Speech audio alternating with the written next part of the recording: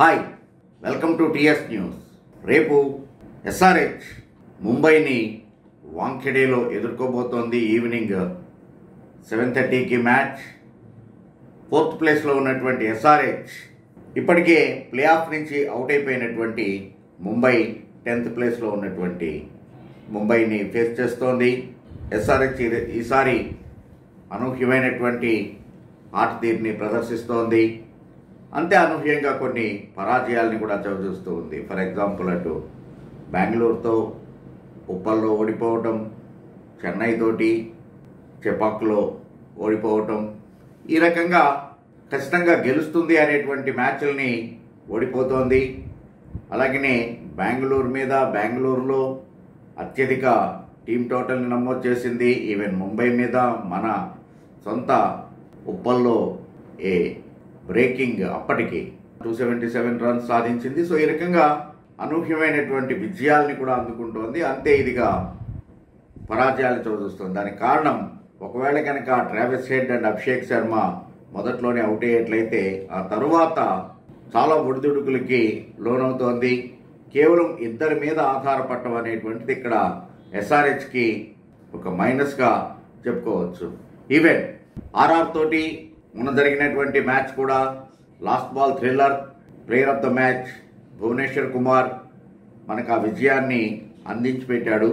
అప్పుడు కూడా చూసినట్లయితే అభిషేక్ తొందరగానే అవుట్ అయ్యాడు. ఆ తర్వాత మిడిల్ ఆర్డర్ తడబడింది. అఫ్ కోర్స్ లాస్ట్లో మళ్ళా కొద్దిగా క్లాసెన్ అండ్ నితీష్ కుమార్ పర్టికులర్గా బాగా ఆడటం, ట్రావిస్ హెడ్ హాఫ్ సెంచరీ తోటి ఆలరించడం, ఈ రకంగా ఒక కంబైన్డ్ ఎఫర్ట్స్ తోటి విజయాన్ని అందుకున్నాం మనం.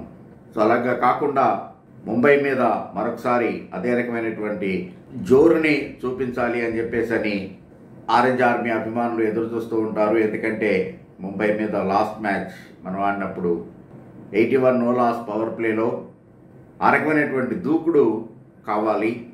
మరొకవైపు ముంబై వరుస పరాజయాలతోటి సతమతమవుతూ ఉంది.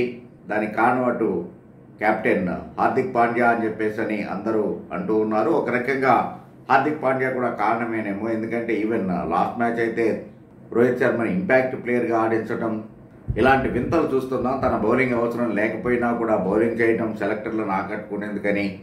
మొత్తం మీద పాండ్యా క్యాప్టెన్సీ ఇప్పటికీ ప్రశ్నార్థకంగానే ఉంటుంది. కానీ అటు Rohit Sharma, Ishan Kishan, Suryakumar Yadav, Tilak Varma, Tim David, even for that matter Hardik Pandya కూడా బ్యాటింగ్లో ఫామ్లోనే ఉన్నాడు. సో వీళ్ళందరూ మంచి ఫామ్లో ఉండటం ఈసారి సన్ రైజర్స్ బౌలర్స్ని ధాటిగా ఎదుర్కొనేందుకు సిద్ధంగా ఉన్నారు అనేటువంటి దానికి సంకేతం. అలాగనే వాళ్ళ బౌలింగ్ యూనిట్ కూడా already Bumrah purple cap holder, 17 wickets. Even Nuwan is there. Last match అద్భుతంగా బౌలింగ్ చేసినటువంటి Sri Lankan pacer Nuwan is there. Junior మలింగాగా చెప్పుకుంటూ ఉంటాం. ఈవెన్ అలాగనే పీయూష్ చావ్లా కావచ్చు, లేకపోతే హార్దిక్ పాండ్యా కూడా లాస్ట్ మ్యాచ్ 2 వికెట్స్ తీశాడు. సో వాళ్ళ బౌలింగ్ యూనిట్ అంతా కూడా ఫామ్లో ఉందనే చెప్పచ్చు, కొయిజీతో సహా.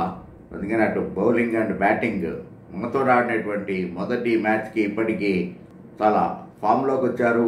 They are asking some questions to the opponent అనేటువంటి దాన్ని గుర్తుపెట్టుకొని ఏమాత్రం అలసత్వానికి తావివ్వకుండా ఆడాల్సినటువంటి అవసరం ఉంది ఎస్ఆర్హెచ్కి. ఎందుకంటే ఇప్పటికే 4th ప్లేస్లో ఉన్నటువంటిది తన ప్లే ఆఫ్ అవకాశాలని మెరుగుపరుచుకోవాలి, పటిష్టం చేసుకోవాలి అంటే మాత్రం రేపటి మ్యాచ్లో ఖచ్చితంగా గెలవాల్సినటువంటి అవసరం ఉంది. మిగిలినటువంటి 3 మన దగ్గరే ఉన్నా కూడా ఏ మ్యాచ్ కామార్చే సెమీఫైనల్స్లో భావించి ఇంక నుంచి ఆడాల్సిన అవసరం ఉంది. ఎందుకంటే అటు చెన్నై కావచ్చు, ఢిల్లీ, ఈవెన్ అలాగనే లక్నో అందరూ కూడా పోటీ పడుతూ ఉన్నారు ప్లే ఆఫ్ కోసం.